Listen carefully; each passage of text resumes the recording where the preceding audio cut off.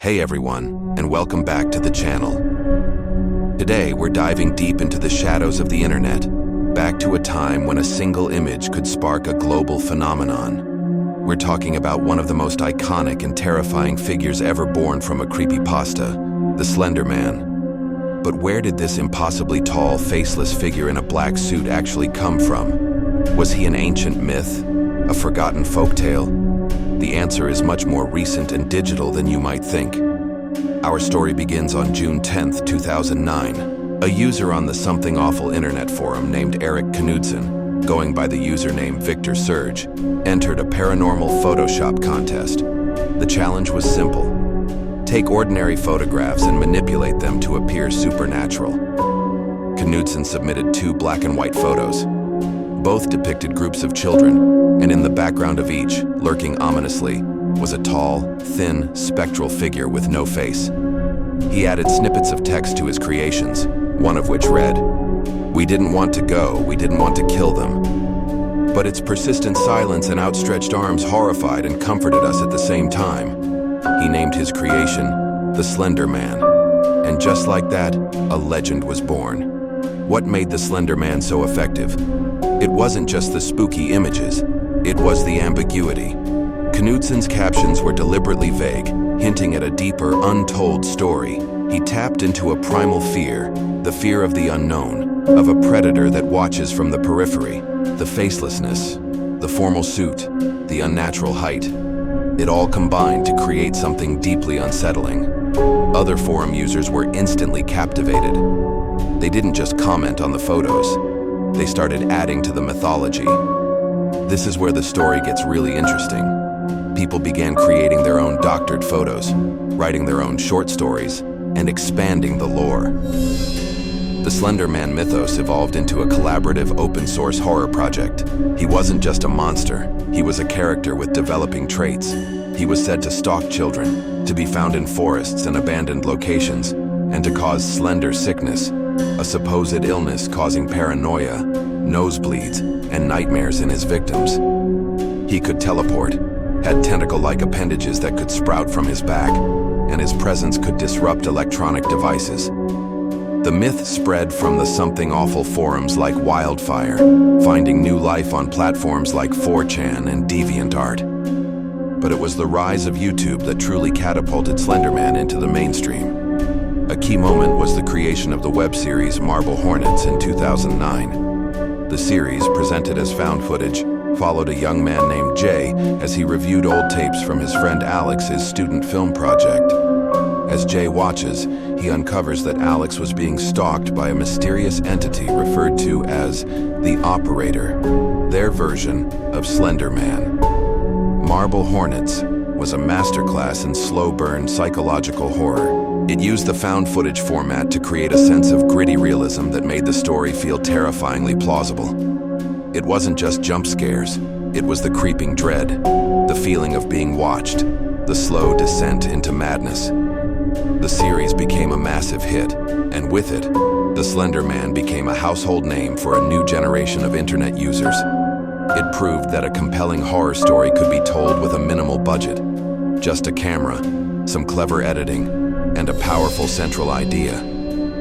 Following Marble Hornets, the floodgates opened.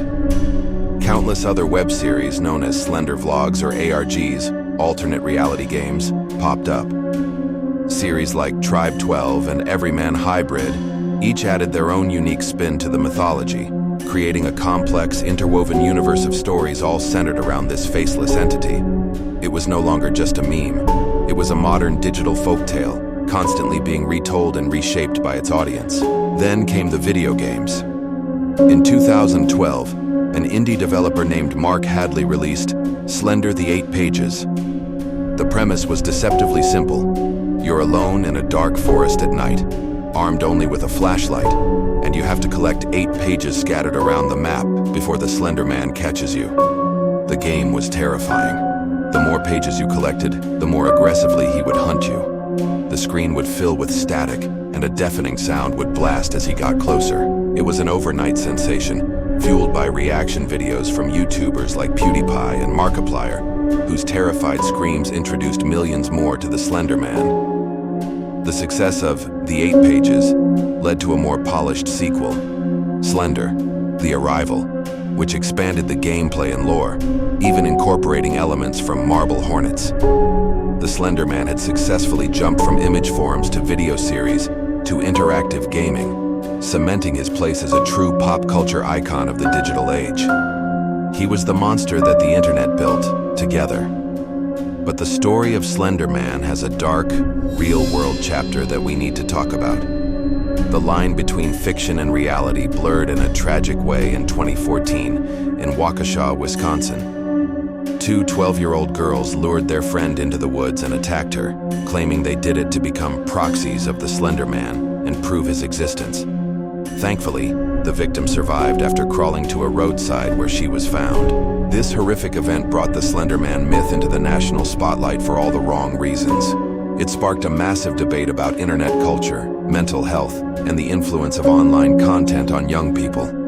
It's crucial to understand that the Slender Man myth itself wasn't the cause. The case was a complex tragedy involving the mental health of the two young attackers. The incident served as a stark and painful reminder that while these stories are created for entertainment, it is important to maintain a clear boundary between the fiction we consume and the reality we live in. The internet can be a powerful tool for creativity and community, but it also carries responsibilities. After the incident, the Slender Man phenomenon began to wane. The once thriving creative community fractured, and the creepypasta lost some of its innocent, spooky fun.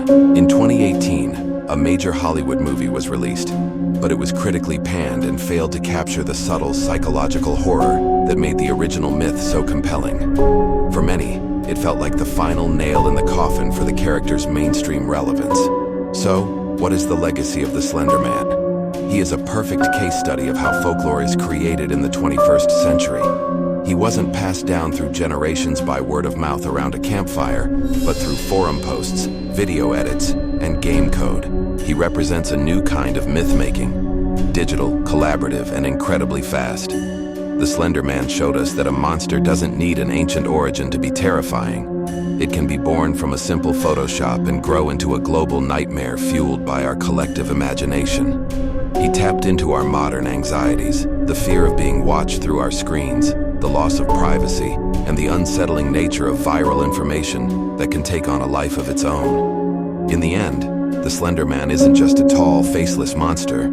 He is a reflection of the internet itself, a vast, anonymous, and powerful entity that can create, inspire, and, in the darkest of corners, distort. Thank you so much for joining me on this journey into the origins of one of the internet's most infamous legends. What are your memories of the Slender Man? Did the games or the web series scare you? Let me know down in the comments. And if you enjoyed this deep dive, make sure to hit that like button, subscribe to the channel, and ring the bell so you don't miss our next exploration into the weird and wonderful corners of the internet. Until next time, stay curious and stay safe.